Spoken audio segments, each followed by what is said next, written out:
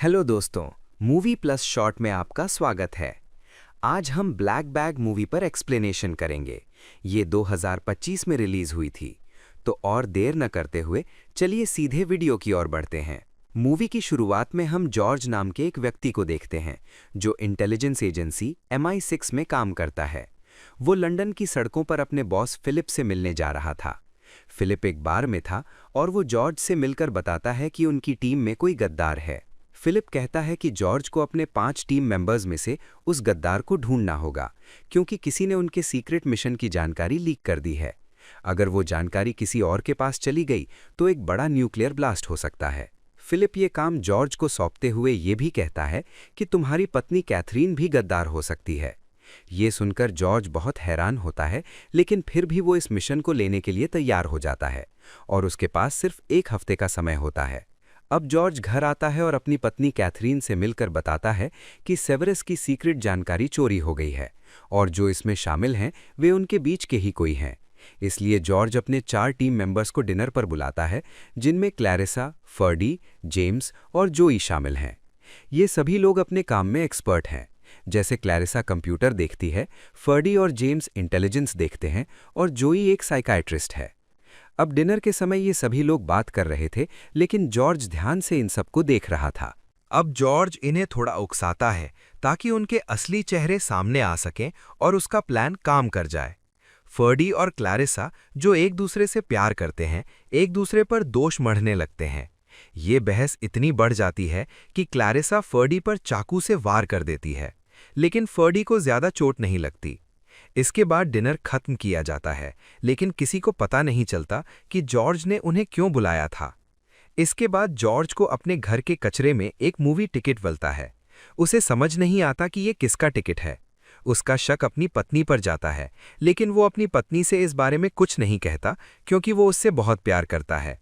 अब रात के समय हम फिलिप को देखते हैं, जो जॉर्ज का बॉस है। जॉर्ज को काम सौंपने के बाद वो अपने घर में वाइन पी रहा था और उसकी पत्नी उसके पास थी। तभी फिलिप को कुछ होता है, उसका शरीर सख्त हो जाता है और उसकी वहीं मौत हो जाती है।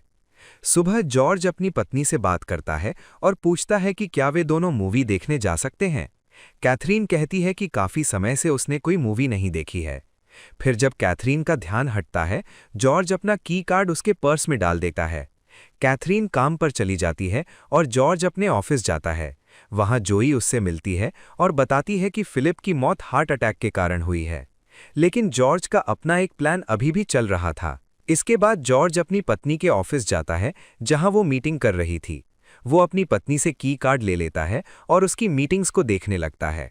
उसे पता चलता है कि उसकी पत्नी की ज्यूरिक्स में एक मीटिंग है और वो लोकेशन याद कर लेता है। अब कैथरीन जोई के पास जाती है, जो एक थेरेपिस्ट है, और वो उससे बात कर रही थी। थेरेपिस्ट यानी जोई कहती है कि तुम्हें मेरे साथ यहाँ क्लास में रहना होगा, वरना मैं तुम्हें जाने की क्लियरेंस नहीं दे पाऊंगी। इसके बाद जोई कैथरीन से बात करते हुए जान जाती है कि कैथरीन को रात में डर लगता है और उसे डरावने सपने यानी नाइटमेयर्स आते हैं। इसके साथ ही वो ठीक से सो भी नहीं पाती। कैथरीन कहती है कि उसे यहाँ से जल्दी जाना है, इसलिए वो जोई से कहती है कि सेशन जल्दी खत्म करो। जोई मना करती है, लेकिन दोनों के बीच बहस हो जाती है। कैथरीन जोई से कह देती है कि तुम भी एक इंसान हो और तुम्हें भी कभी थेरेपी की जरूरत पड़ सकती है। तुम कैथोलिक हो और अगर ये बात सबको पता चल गई तो तुम्हारा क्या होगा। जोई डर जाती है और कह देती है कि ठीक है, तुम्हारा सेशन खत्म हुआ, तुम जा सकती हो। अब जॉर्ज अपने लेक हाउस के पास जाकर नाव चलाने लगता है। वहां कुछ समय अकेले बिताकर वो अपने पुराने दिनों को याद करता है, जब उसके घर पर दोस्तों का डिनर था। वो कुछ सुराग ढूंढने की कोशिश कर रहा था। इसके कुछ समय बाद वो वापस आता है। तब जेम्स आता है और कहता है कि उनकी टीम को कुछ पता चला है। उन्हें एक फेक अकाउंट मिला है जिसमें 7 मिलियन यूरो आए हैं। अभी ये नहीं पता चला है कि ये पैसा किसने भेजा है, लेकिन ये पता चला है कि ये अकाउंट जॉर्ज की पत्नी के नाम पर है और पहले भी इस्तेमाल हुआ है। शुरुआत में जॉर्ज को सिर्फ अपनी पत्नी पर शक था, लेकिन अब उसे लगने लगा है कि शायद उसकी पत्नी इसमें शामिल हो सकती है। इसलिए वो जेम्स से कहता है कि ये बात किसी को मत बताना। घर आकर वो अपनी पत्नी की हर हरकत को ध्यान से देखने लगता है और सोचता है कि कोई सुराग मिल जाए जो साबित करे कि उसकी पत्नी निर्दोष है या वो किसी तरह जानकारी लीक कर रही है। फिर वो क्लैरिसा के पास जाता है, जो उनकी टीम में काम करती है, और उससे पूछता है कि तुम्हारा रिलेशनशिप कैसा चल रहा है। क्लैरिसा बताती है कि फर्डी के साथ सब ठीक है। वो मुझसे प्यार करता है और मैं भी उससे प्यार करती हूँ। वो ये भी बताती है कि उस रात उसने फर्डी को गलती से चाकू मार दिया था, लेकिन उस समय वो नशे में थी और उसने उससे माफ़ी मांग ली है। जॉर्ज फिर उससे कहता है कि मुझे पता है तुम्हारा एक और रिलेशनशिप है किसी दूसरे आदमी के साथ, जिसकी बात तुमने मुझसे छुपाई है और तुम उसके साथ कई बार रातें बिता चुकी हो। क्लैरिसा ये सुनकर डर जाती है और पूछती है कि तुम क्या चाहते हो। जॉर्ज उससे कहता है कि तुम्हारे पास जो सैटेलाइट है उसकी मदद से मुझे अपनी पत्नी के बारे में कुछ जानकारी चाहिए। वो कहता है कि मुझे लगता है मेरी पत्नी देशद्रोही है और वो हमारी जानकारी रशियंस को बेच रही है, क्योंकि उसके पुराने अकाउंट में कम से कम 7 मिलियन यूरो आए हैं। क्लैरिसा पूछती है कि हर रिलेशनशिप में झगड़ा होता है, लेकिन तुम्हारे रिलेशनशिप में आज तक कोई झगड़ा क्यों नहीं हुआ। जॉर्ज कहता है कि इसके लिए वफादार रहना पड़ता है, मैं अपनी पत्नी के लिए कुछ भी कर सकता हूं। तब क्लैरिसा कहती है कि तुम मेरा राज जान गए हो, लेकिन अगर नहीं भी जानते तब भी मैं तुम्हारी मदद करती। अब कुछ देर बाद जॉर्ज की पत्नी कैथरीन ज्यूरिक के लिए निकल जाती है और जॉर्ज क्लैरिसा के ऑफिस में रहता है। वहां वे दोनों एक सैटेलाइट हैक करते हैं, जिसके जरिए वे किसी पर भी नजर रख सकते थे। अब जॉर्ज के पास लोकेशन पहले से ही थी, इसलिए वो उसे इनपुट कर देता है। जब वे लोकेशन देखते हैं तो उसे समझ आता है कि उसकी पत्नी लेट है। कुछ देर बाद उसकी पत्नी बेंच पर आ जाती है। अब जॉर्ज की पत्नी कैथरीन एक रशियन आदमी आंद्रेई से मिल रही थी। दोनों के बीच कुछ दुख भरी बातें होती हैं। जॉर्ज क्लैरिसा से कहता है कि तुम मुझसे पूछ रही थी कि मेरा रिलेशनशिप अच्छा कैसे चल रहा है। मेरी पत्नी रशियन आदमी के साथ है, फिर भी मैं उससे प्यार करता हूँ। अगर कोई उसे नुकसान पहुंचाने की कोशिश करेगा तो मैं उसे मार दूंगा और अपनी पत्नी को बचाने की पूरी कोशिश करूंगा। अब जेम्स जोई के पास जाता है और हमें पता चलता है कि दोनों रिलेशनशिप में हैं, लेकिन आज कुछ अजीब होता है। जोई कहना शुरू करती है कि मैं तुम्हारे साथ ब्रेकअप करना चाहती हूँ, क्योंकि मुझे कोई और पसंद आ गया है। जोई को ये भी पता चल जाता है कि जेम्स उससे झूठ बोल रहा है, इसलिए वो उससे कह देती है कि हमारा रिलेशनशिप खत्म और दोनों का ब्रेकअप हो जाता है।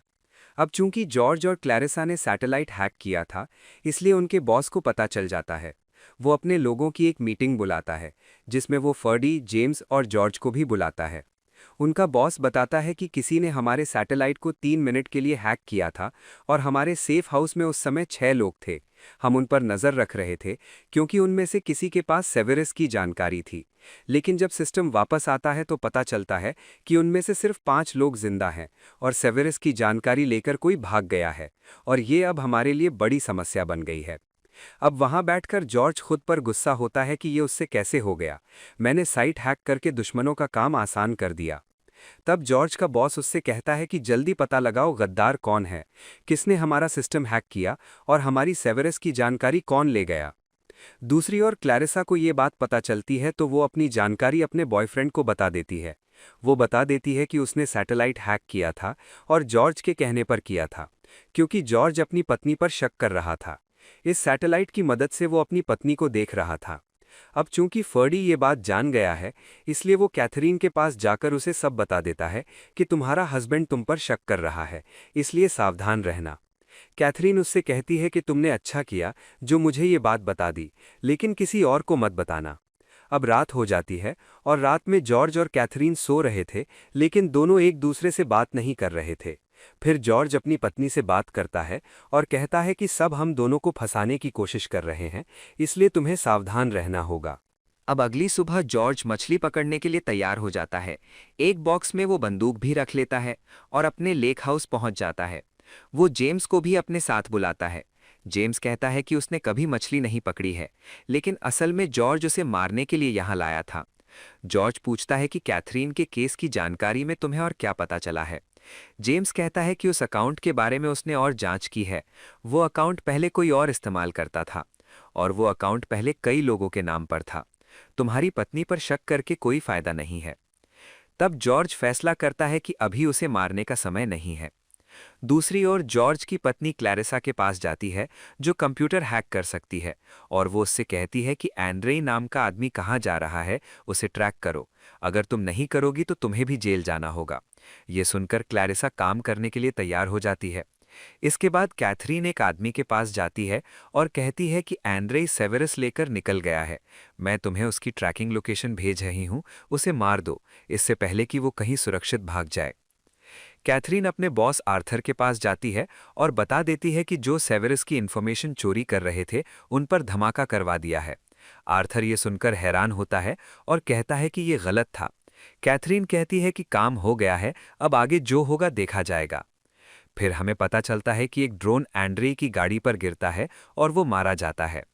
इसके बाद जॉर्ज अपनी टीम के चारों लोगों को बुलाता है और सबसे अलग-अलग सवाल पूछता है।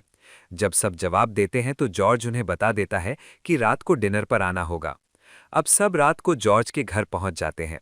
जॉर्ज कहता है कि आज डिनर नहीं बल्कि हम सवाल जवाब का खेल खेलेंगे। जो गलत जवाब देगा वो मारा जाएगा। गन रीलोड करके टेबल पर रख दी जाती है। सब डर के साथ पूछते हैं कि ये कैसा खेल है। जॉर्ज पहला सवाल जोई से पूछता है। वो कहता है कि तुम फर्गी के साथ रातें बिता रही थीं, लेकिन तुम जेम्स से प्यार करती थीं।